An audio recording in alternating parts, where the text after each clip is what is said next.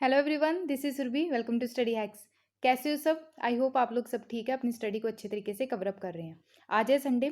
Sunday में आपको पढ़ाई भी करनी है, साथ में एंजॉय भी करना है। ओके, तो आज का जो टॉपिक है बहुत ही ज़्यादा इंपॉर्टेंट है एग्जाम्स के लिए, चाहे वो वनडे एग्जाम्स हो, चाहे यूपीएससी हो, ईपीएफ हो, NDA and so on. Okay, आज का जो टॉपिक है मोस्ट इम्पोर्टेंट है पॉलिटी के, जो आपका पॉलिटी का जो सेक्शन है उससे रिलेटेड। ठीक है, फंडामेंटल राइट्स हम कवर कर रहे हैं। फंडामेंटल राइट्स में मैंने राइट टू इक्वालिटी बहुत ही ज़्यादा डिटेल में डिस्कस किया, प्लीज़ उसकी वीडियो जाके देख लीजिएगा। प्लेलिस्ट जो है उसमें आपको सारी वीडियोस मिल जाएंगी जो आज तक मैंने कवर की हैं। Okay, right to equality cover हो चुका है। Right to freedom related article 14, article 14 to article 18 तक कवर कर लिए हैं मैंने। 19 ऑलरेडी कवर है, 19 टू 21 तक कवर है। ठीक है, राइट टू फ्रीडम जो है वो चल रहा है, आज खत्म हो जाएगा right to freedom. Article 21A related to education and article 22 related to protection against arrest and detention मैं कवर करूंगी आज। ठीक है, बहुत ही ज़्यादा इंपॉर्टेंट रहने वाला आज का सेशन, प्लीज़ बने रहिएगा, लास्ट तक वीडियो देखिएगा। ठीक है, कोई भी डाउट हो ठीक है उससे रिलेटेड तो आपने अपने डाउट्स को ज़रूर शेयर करना है कमेंट बॉक्स में। आइए आज का जो सेशन है वो हम लोग स्टार्ट करते हैं। फंडामेंटल राइट्स जो हैं वो कितने हैं हमारे? 6 फंडामेंटल राइट्स हैं। राइट टू इक्वालिटी की मैं अगर बात करूँ तो आर्टिकल 14 टू 18 तक आपको राइट टू इक्वालिटी देखने को मिलता है। आर्टिकल 19 टू 22 तक आपको राइट टू फ्रीडम देखने को मिलते हैं। राइट अगेंस्ट एक्सप्लॉयटेशन की मैं अगर बात करूँ तो आर्टिकल 23 बहुत ही ज़्यादा इंपॉर्टेंट है, और 24। ठीक है, right to freedom of religion article 25 to 28 important है बहुत ज़्यादा। Right cultural and educational rights जो हैं article 29 to 30। Right to constitutional remedies article 32। अब आप सोच रहे होंगे आर्टिकल 31 कहाँ गया भाई, गुम गया? नहीं, ओरिजिनली हमारे कितने फंडामेंटल राइट्स थे? वो थे 7। ठीक है, जो बात करता था राइट टू प्रॉपर्टी के बारे में। राइट टू प्रॉपर्टी जो है आर्टिकल 31 के अंडर आता था, उसको डिलीट कर दिया गया है। डिलीट कौन सी अमेंडमेंट के तहत किया, और कौन सा अमेंडमेंट के तहत जो किया वो कब आया? ठीक है, और इसको डिलीट करके एज अ लीगल राइट कौन से आर्टिकल में उसको फ्रेम किया और कौन से पार्ट में उसको रखा गया है। ठीक है, ये आप लोग मेरे को बताइए, ऑलरेडी मैंने पढ़ाया है। अगर आपको नहीं पता तो प्लीज़ वीडियो जाके देखिएगा बिगिनिंग की फंडामेंटल राइट की। ठीक है, तो सारे डाउट्स क्लियर हो जाएंगे आपके, फिर मेरे को आप आंसर दीजिए। ठीक है, कमेंट बॉक्स में। ओके, राइट टू प्रॉपर्टी जो है, बिकॉज कई बार जो रहता है ना, गवर्नमेंट क्या करती है इंफ्रास्ट्रक्चर के लिए, अच्छी डेवलपमेंट के लिए, रोड्स वगैरह बनाने, अच्छा इंफ्रास्ट्रक्चर क्रिएट करना, तो लैंड से रिलेटेड काफ़ी इश्यूज देखने को मिल रहा था, इसलिए उसको फंडामेंटल राइट से एज अ लीगल राइट बना दिया गया। आई होप आपको ये सारी चीज़ें क्लियर हुई होंगी। फिर भी कोई डाउट है तो प्लीज़ कमेंट बॉक्स में डाउट्स को ज़रूर शेयर कीजिए। राइट टू एजुकेशन हम स्टार्ट करते हैं। देखिए, एजुकेशन के बारे में मैं अगर बात करूँ तो हर एक बच्चे का पूरा पूरा अधिकार है कि उसको पढ़ाई से वंचित ना रखा जाए। ठीक है, बच्चे को पढ़ाई जो है वो प्रॉपर उसको प्रोवाइड करवाई जाए। और ये किस आर्टिकल के तहत बोला गया है? आर्टिकल 21A के तहत बोला गया है। आर्टिकल 21A क्यों? क्योंकि ये अमेंडमेंट के तहत इसको ऐड कर रखा है। अगर अमेंडमेंट के तहत इसको ऐड कर रखा है मतलब इसमें चेंजेस लाए गए हैं। अमेंडमेंट का मतलब क्या होता है कि चेंजेस लेके आना। हमारा संविधान जो है ये लाइव डॉक्यूमेंट बोला जाता है। ठीक है, तो लाइव डॉक्यूमेंट जो है हमारे इंडियन कॉन्स्टिट्यूशन को बोला जाता है। इसमें टाइम के हिसाब से चेंजेस लाए जाते हैं। ठीक है, तो ये सारी चीज़ें आपके माइंड में क्लियर होनी चाहिए। आर्टिकल 21A, इसका मतलब क्या है कि free and compulsory education provide करवाना हर एक बच्चे को जिसकी एज कितनी है, 16 टू 14 ईयर्स तक है। ठीक है, तो बच्चों को पढ़ाई से वंचित नहीं किया जा सकता। और ये जो प्रोविजंस हैं याद रखिएगा, ये जो प्रोविजंस हैं ओनली एलिमेंट्री एजुकेशन के लिए ही है, नॉट अ हायर और प्रोफेशनल एजुकेशन। अब आपके माइंड में आ रहा होगा एलिमेंट्री एजुकेशन कौन सी एज तक है, यानी कि 14 ईयर्स तक। वहाँ तक क्लासेस कौन कौन सी आती हैं ये भी हम देख लेते हैं ताकि आपके माइंड में कोई डाउट ना रहे। बात करें 5 ईयर से बिलो अगर देखें तो प्री प्राइमरी आती है चीज़ें। ठीक है, pre primary school, LKG UKG। ठीक है, उसके बाद जो एज 6 और 14 तक, यहाँ तक बात की है ना, तो इसमें क्या आएगी? प्राइमरी और अपर प्राइमरी स्कूल, यानी कि 8th क्लास तक जो है बच्चों को free and compulsory education provide करवाना, ये क्या है? उनका फंडामेंटल राइट है। फिर आगे 15 to 16 एज तक आ जाएगा ninth and 10th classes. 17 to 18 years तक आ जाएगा 11 to 12। फिर आगे जो 19 ईयर्स के बाद जो चलेगी वो आपकी डिग्रीज आ जाएंगी, ठीक है। ओके, तो हायर एजुकेशन आ जाएगी अंडर यूजीसी, ठीक है। अंडर ग्रेजुएशन कोर्स जो है, ठीक है, पोस्ट ग्रेजुएशन जो कोर्स रहते हैं, बीएड रहते हैं, ठीक है, आपकी डिग्रीज आ जाएंगी यहाँ पे। ये चार्ट जो है आपको क्लियर होना चाहिए ताकि कोई भी डाउट ना रहे। आइए चलते हैं आगे। ये जो प्रोविजंस हैं ये किसके अमेंडमेंट तो किया है, बट किसके तहत अमेंडमेंट किया है, कौन सा अमेंडमेंट लाया गया, काफ़ी ज़्यादा इंपॉर्टेंट है, पूछा भी बहुत बार गया है एग्जाम में, ठीक है।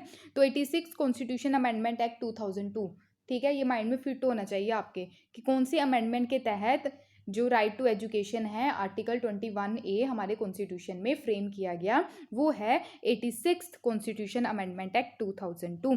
एम क्या है इसका कि एजुकेशन जो है वो सबके लिए, एजुकेशन फॉर ऑल। ओके, अगर बात करें आपके माइंड में ये भी आ रहा होगा कि एजुकेशन से रिलेटेड जो प्रोविजंस हैं वो पहले क्या नहीं थे हमारे संविधान में, थे, बट कहाँ थे, वो थे directive principle of state policy में, ठीक है। आर्टिकल 45 जो है, जो पार्ट 4 की बात करता है डीपीएसपी की, यानी कि directive principle of state policy, उसमें ये 45 आर्टिकल के तहत प्रोविज़न जो है फ्री एंड कंपलसरी एजुकेशन के बच्चों के लिए स्पेशली वो रखा गया, ठीक है। और बाद में अगर बात करें जो अर्ली चाइल्डहुड केयर है, education for all until age of 6 year, ठीक है, अंटिल एज ऑफ 6 ईयर, यानी कि जैसे आंगनबाड़ी आती है ना चीज़ें, आंगनबाड़ी में फूड भी प्रोवाइड करवाया जाता है, बच्चों को पढ़ाया भी जाता है, ठीक है। तो आजकल जो है आप देख सकते हैं कि पहले जो बच्चे हैं 6 ईयर्स तक के, उनको एलकेजी यूकेजी में भेजा जाता है क्लासेस में, तो ये भी क्या है, कंपलसरी है, ठीक है। तो 6 ईयर तक जो है बच्चों को childhood care, early childhood care provide करवाना, एजुकेशन प्रोवाइड करवाना, ये क्या है, कंपलसरी है। ओके, न्यू फंडामेंटल ड्यूटी भी ऐड की गई, ठीक है, कब की गई ये आप मेरे को बताइएगा, ठीक है। तो आर्टिकल जो है 51A किसके बारे में बात करता है, ये ड्यूटी के बारे में बात करता है, ठीक है। तो ओनली वन ही आर्टिकल है फंडामेंटल ड्यूटीज से रिलेटेड। अगर बात करें इसमें क्या है, पहले ओरिजिनली क्या थे, पार्ट ये आता है पार्ट 4A में आता है, ठीक है, पार्ट 4A में अमेंडमेंट करके इसको ऐड किया गया। ओरिजिनली हमारी टोटल 10 ड्यूटीज़ थी, फिर 11th को ऐड किया गया कि जो गार्डियंस हैं, जो पेरेंट्स हैं बच्चों के, उनकी ड्यूटी है कि वो अपने बच्चों को एजुकेशन प्रोवाइड करवाए, ठीक है। तो बच्चों को वंचित नहीं रखा जा सकता, ये ड्यूटी के तहत बोला गया आर्टिकल 51A के तहत। 21A जो है पार्लियामेंट के द्वारा right of children to free and compulsory education act 2009 लाया गया, याद रखिएगा इसको, ठीक है, कि सोशल जस्टिस, इक्वालिटी, डेमोक्रेसी, ये सारी चीज़ें मेंटेन करके चलनी है ह्यूमन सोसाइटी में, ठीक है। तो ये किससे अचीव होगी, ओनली एलिमेंट्री एजुकेशन के थ्रू, ठीक है, elementary education to all. I hope आपको इतनी चीज़ क्लियर हुई होगी। ये था related to education, right to education. Okay, अब हम पढ़ते हैं protection against arrest and detention, बहुत ही ज़्यादा इंपॉर्टेंट है, इससे रिलेटेड आपको क्वेश्चंस भी आ सकते हैं। और जो करंट में जो न्यूज़ चल रही है, ठीक है, करंट अफेयर्स के हिसाब से भी हम देखेंगे कि इसके प्रोविजंस क्या क्या हैं। आर्टिकल 22 की अगर मैं बात करूँ तो आर्टिकल 22 जो है ये ग्रांट प्रोटेक्शन प्रोवाइड करवाता है पर्सन को जिसको अरेस्ट किया जाता है या डिटेन किया जाता है, ठीक है। डिटेंशन जो है ये 2 टाइप्स की आपको डिटेंशन देखने को मिलती है, एक पुनिटिव डिटेंशन, एक प्रिवेंटिव डिटेंशन। पुनिटिव डिटेंशन जो है, पुनिटिव का मतलब क्या रहता है, बचाना, ठीक है, पुनिटिव का मतलब होता है बचाना, और प्रिवेंटिव का मतलब रहता है प्रतिबंधक कैद। अब पुनिटिव क्या है, पुनिटिव मैं आपको ऐसे समझाती हूँ कि अगर पर्सन पकड़ा गया है, अगर कोई भी पर्सन जो है वो पकड़ा गया है क्राइम करने के बाद, उसको फिर कहाँ लेके जाया जाएगा, जेल में लेके जाएंगे, जज के सामने लेके जाएंगे, जज फिर उसको क्या सज़ा सुनाएगा, फिर उसको फिर से जेल में शिफ्ट किया जाएगा, तो वो एक क्या है, पुनिटिव एक्शन हो गया। ओके, एक तरीके से आप क्या बोल सकते हैं कि उसके ऊपर क्या चल रहा है, ट्रायल चल रहा है, ठीक है। अगर देखें आज के सिनेरियो के हिसाब से देखें तो जेल में जो पर्सन है, सारे तो क्रिमिनल्स नहीं है ना, कोई ऐसे हैं जिनको अभी मतलब जजमेंट भी नहीं आया है, वो साबित नहीं हुए हैं कि वो क्रिमिनल है या नहीं है, ट्रायल चल रहा है अभी, ऐसे सज़ा काट रहे हैं, ठीक है। अगर साबित हो जाए बाद में कि उसने कोई क्राइम नहीं किया तो बेचारे के जो टाइम गया, सज़ा उसने जो काटी, उसका क्या, ठीक है। तो ये सारी चीज़ें देखने को मिलती है। एक और यहाँ से क्वेश्चन निकल के आता है, जेल रिफॉर्म्स लाए गए, जेल रिफॉर्म्स लाने के रिकॉर्डिंग एक कमेटी सेटअप की गई, उस कमेटी के हेड कौन थे, प्लीज़ आप मेरे को ये बताइएगा, ठीक है। जेल रिफॉर्म से रिलेटेड, ओके। अब बात आती है प्रिवेंटिव डिटेंशन की। प्रिवेंटिव डिटेंशन का मतलब रहता है, प्रिवेंशन नाम जो आता है मीन्स प्रिवेंट करना, प्रिवेंटिव डिटेंशन, ठीक है। इसके बारे में मैं अगर बात करूँ तो उसको प्रिवेंट यानी कि उस पर्सन को प्रिवेंट करने के दो पर्पस होते हैं। मेन पर्पस होता है कि जो जेल वगैरह है ये किसी को जो पनिशमेंट देने के लिए नहीं है, ठीक है। ये इंसान को सही डायरेक्शन में ले जाने के लिए वही एक तरीका ये माना जाता है, ताकि वो जो इंसान है वो कोई इस तरीके की एक्टिविटी ना करे कि सोसाइटी की हार्मनी बिगड़े, ठीक है।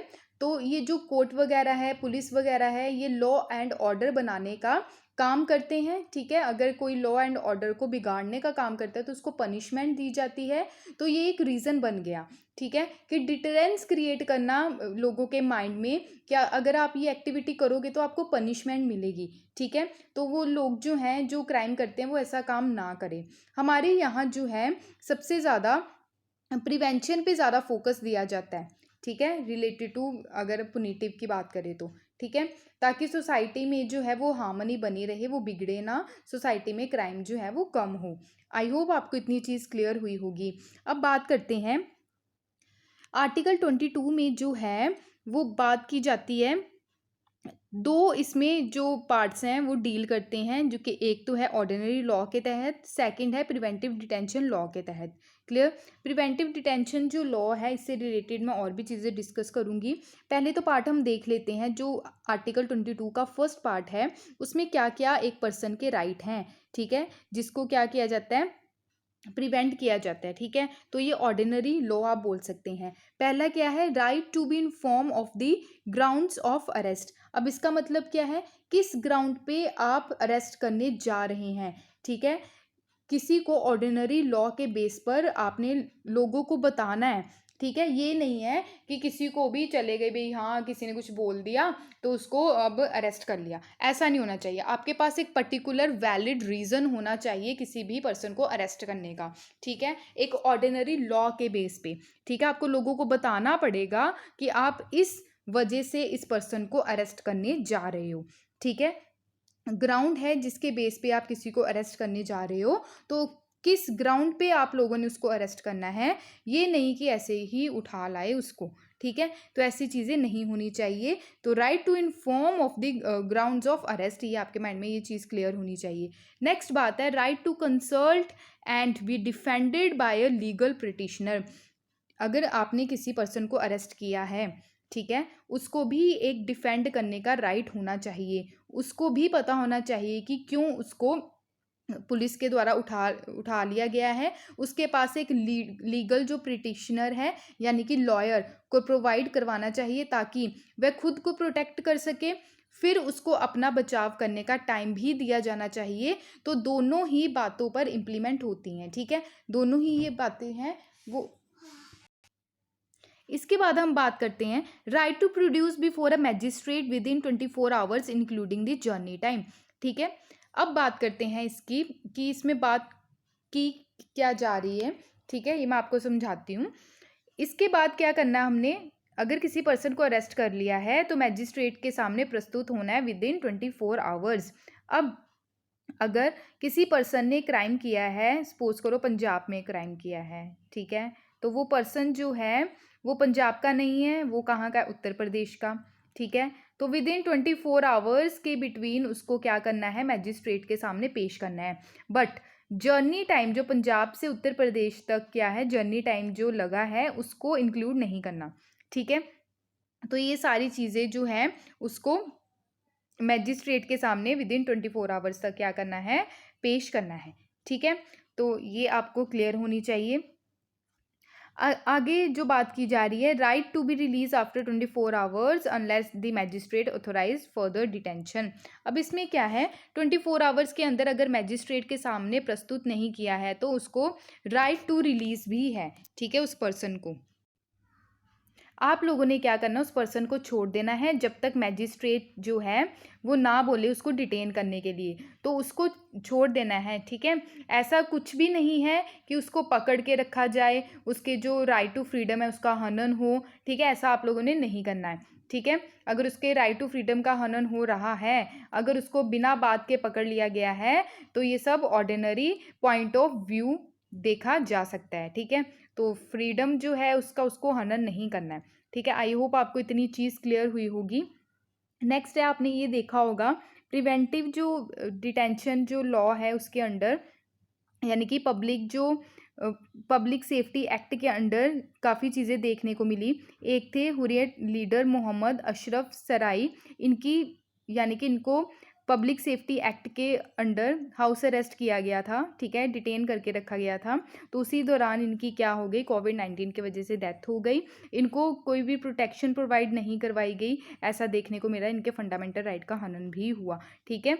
तो ये सारी जो चीज़ें थी, ये करंट का एक पॉइंट ऑफ व्यू है, ठीक है। तो ये आप माइंड में रख सकते हैं। आगे हम देखते हैं सुप्रीम कोर्ट के द्वारा अरेस्ट एंड डिटेंशन का अगर बात करें तो फर्स्ट पार्ट जो है आर्टिकल 22 का, ये कवर नहीं होता अरेस्ट के अंडर, ठीक है। Under the order of court civil arrest हो गया, arrest on failure to pay income tax हो गया, डिपोर्टेशन ऑफ जो एलियंस वगैरह रहते हैं, जो फॉरेनर्स रहते हैं। अब बात करते हैं सेकेंड पार्ट की।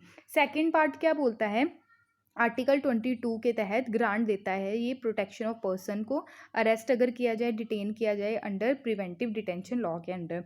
डिटेंशन जो है, अगर किसी पर्सन को डिटेन करके रखा है, उसको कैन नॉट एक्सीड 3 मंथ्स, यानी कि 3 मंथ के बाद या 3 मंथ से पहले उसको क्या करना है, छोड़ना नहीं है, ठीक है, जिसको डिटेन करके रखा है, अनलेस एडवाइजरी बोर्ड की जब तक रिपोर्ट नहीं आ जाती, ठीक है। तो इसको एक्सटेंड भी किया जा सकता है बोर्ड के द्वारा, अगर जजिस जो हैं हाई कोर्ट के, उनके द्वारा अगर कोई जजमेंट सुना दिया गया है तो, ठीक है। अफोर्डेड अपॉर्चुनिटी मिलनी चाहिए to make representation against the detention order.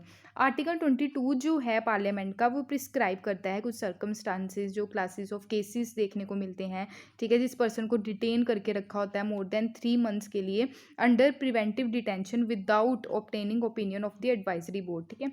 अगर बात करें मैक्सिमम पीरियड जो है किसी पर्सन को डिटेन करने का अंडर प्रिवेंटिव डिटेंशन लॉ के अंडर, ये सारी चीज़ें देखने को मिलती हैं।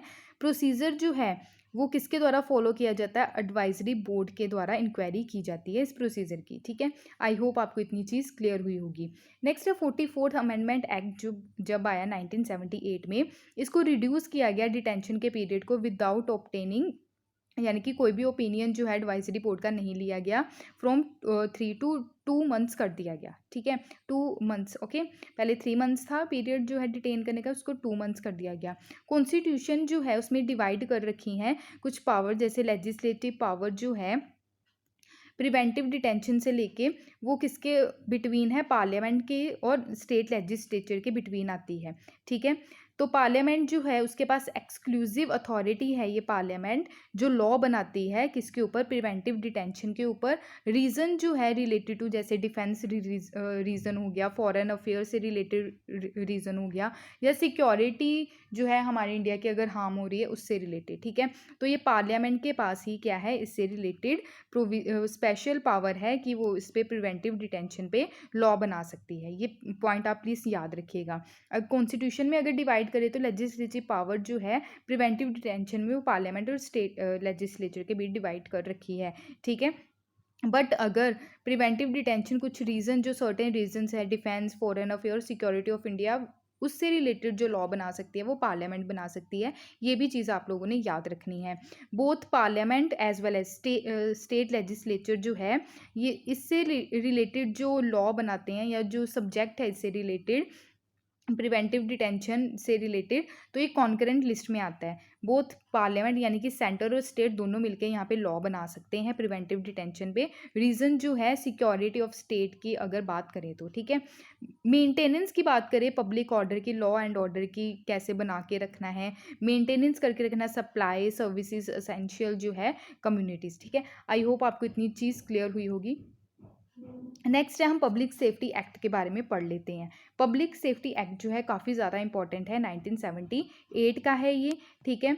तो जब जम्मू एंड कश्मीर से आर्टिकल 370 हटाया गया, ठीक है, आर्टिकल 370 जब हटाया गया, बहुत से जो पॉलिटिशियंस थे उनको हाउस अरेस्ट किया गया ताकि फ्यूचर में कोई ऐसी चीज़ें ना देखने को मिले, कोई वायलेंस देखने को ना मिले कि हमारी जो हार्मनी है सोसाइटी की वो उस पर इम्पैक्ट पड़े, ठीक है। आर्टिकल 370 कब हटाया गया?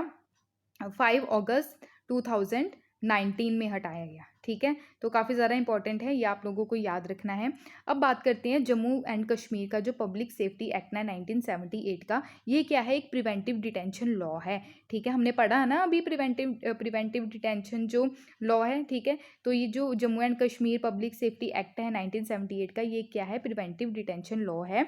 और इसके अंडर अगर किसी पर्सन को कस्टडी में लिया जाता है तो इसमें क्या है कि प्रिवेंट करना उसको, ठीक है, ताकि कोई इन फ्यूचर में जो है वो लॉ एंड ऑर्डर जो है उसको मेंटेन करके रख सके, कोई ऐसी सिचुएशन ना आ जाए कि सोसाइटी में हार्मनी जो है वो बिगड़ने के चांसेस हो, ऐसा ना हो। ओके, तो सिमिलर है जैसे ये नेशनल सिक्योरिटी एक्ट है, नेशनल सिक्योरिटी एक्ट के बारे में भी हम पढ़ेंगे आगे। ओके, तो ये जो है नेशनल सिक्योरिटी एक्ट जो है ये अदर स्टेट गवर्नमेंट के द्वारा ये इंट्रोड्यूस किया जाता है। याद रखिएगा ये पब्लिक सेफ्टी एक्ट जो है 1978 ये ओनली जम्मू एंड कश्मीर के लिए ही है, जो अनदर स्टेट्स के लिए वो नेशनल सिक्योरिटी एक्ट है।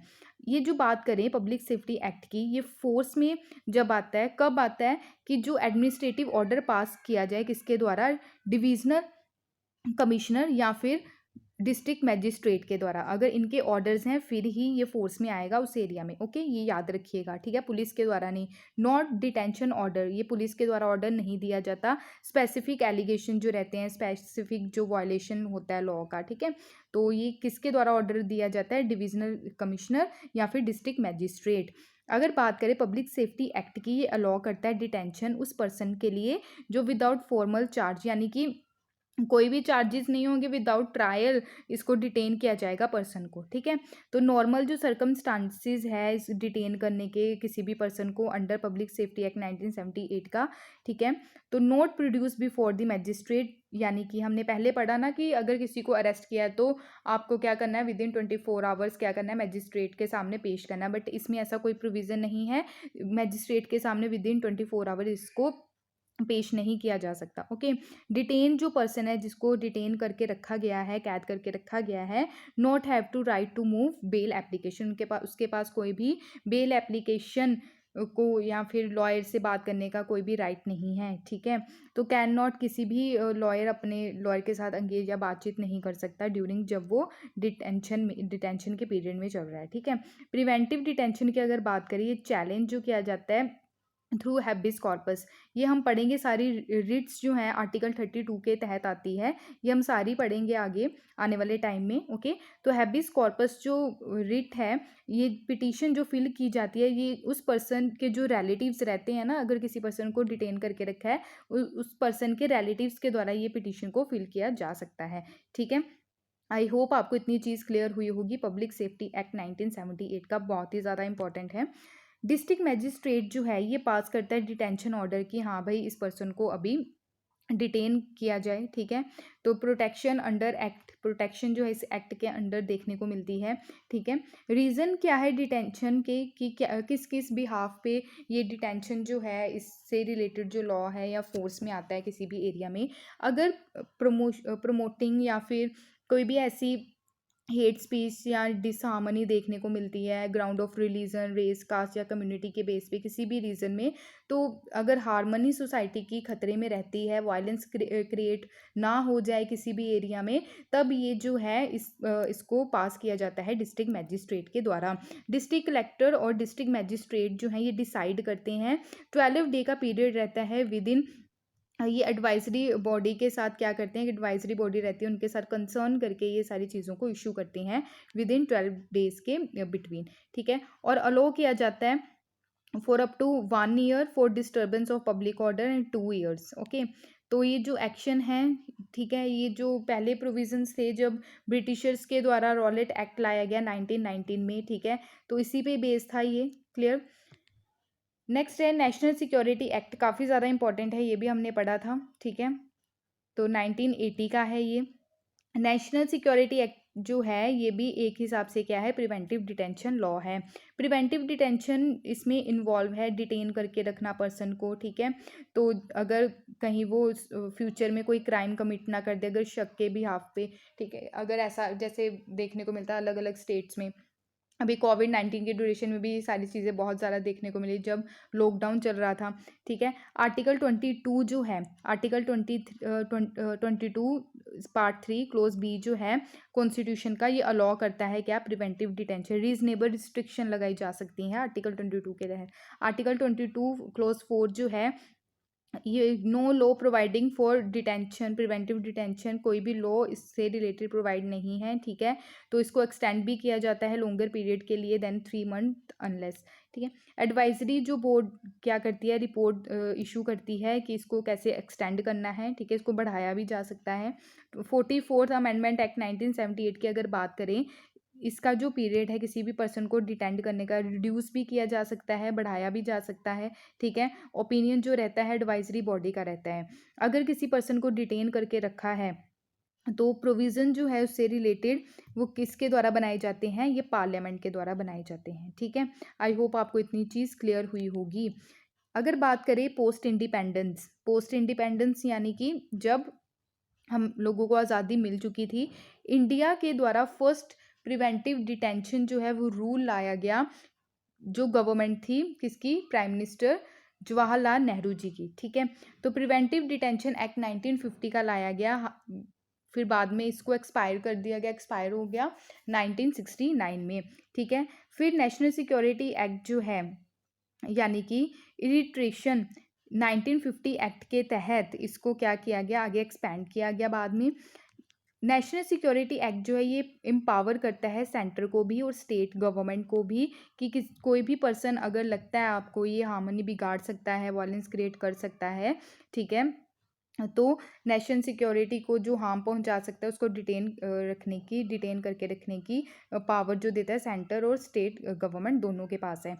गवर्नमेंट जो है ऑल्सो क्या कर सकती है, डिटेन कर सकती है उस पर्सन को, प्रिवेंट कर सकती है अगर लॉ एंड ऑर्डर की सिचुएशन वो बिगाड़ने की कोशिश करता है, ठीक है। मैक्सिमम पीरियड जो है इसके अंडर डिटेन करने का 12 मंथ्स है। इसको एक्सटेंड भी किया जा सकता है अगर गवर्नमेंट के द्वारा उसके खिलाफ, उस पर्सन के खिलाफ अगर फ्रेश एविडेंस मिले तो, ठीक है। नो बेसिक राइट, उसके पास अगर किसी पर्सन को डिटेन किया गया है उसके पास कोई भी बेसिक राइट्स नहीं है, इंक्लूडिंग अगर बोल सके तो कि right to inform of the reason कि उसको किस बिहाफ पे उसको अरेस्ट किया गया है, ठीक है। इसका क्रिटिसाइज भी होता है, ठीक है। हमारे जो फंडामेंटल राइट अभी हमने पढ़े हैं कि राइट है किसी भी पर्सन को कि वो उसको लीगल पिटिशनर है उसको प्रोवाइड करवाना, बेसिकली लॉयर उसको प्रोवाइड करवाना, इस चीज़ का क्रिटिसाइज भी होता है, ठीक है। सेक्शन 56 एंड सेक्शन जो है 76 क्रिमिनल प्रोसीजर कोड का, ये क्या प्रोवाइड करवाता है, किसी भी पर्सन को प्रोड्यूस बिफोर यानी कि 24 आवर्स के अंडर क्या करना है, मजिस्ट्रेट के सामने पेश करना है, ठीक है। आर्टिकल 22 फर्स्ट जो है, क्लोज फर्स्ट जो है हमारे कॉन्स्टिट्यूशन का, ये बात करता है कि अरेस्ट किया गया अगर किसी पर्सन को कैन नॉट डीन यानी कि उसको राइट टू कंसल्ट जो है लीगल प्रिटिशनर को, ठीक है, उसके साथ जैसे लॉयर है उसका, उसे बातचीत करने से उसको क्या है, वंचित नहीं किया जा सकता, ठीक है। तो डिफरेंस थोड़ा याद रखिएगा नेशनल सिक्योरिटी एक्ट में और पब्लिक सेफ्टी एक्ट में, ठीक है। पब्लिक सेफ्टी एक्ट में क्या था कि वो कंसल्ट नहीं कर सकता लीगल प्रिटिशनर से, ठीक है, इसलिए पब्लिक सेफ्टी एक्ट का जो है क्रिटिसाइज भी होता है, ठीक है। आई होप आपको इतनी चीज़ क्लियर हुई होगी। ये था आज का इंपॉर्टेंट टॉपिक, बहुत ही ज़्यादा इंपॉर्टेंट था। अगर आपको फिर भी कोई डाउट होगा इस लेक्चर से रिगार्डिंग तो प्लीज़ अपने डाउट्स को ज़रूर शेयर कीजिए। अगर आपको ये वीडियो पसंद आए तो प्लीज़ लाइक शेयर और सब्सक्राइब ज़रूर कीजिएगा। Thank you for watching my video. जय हिंद।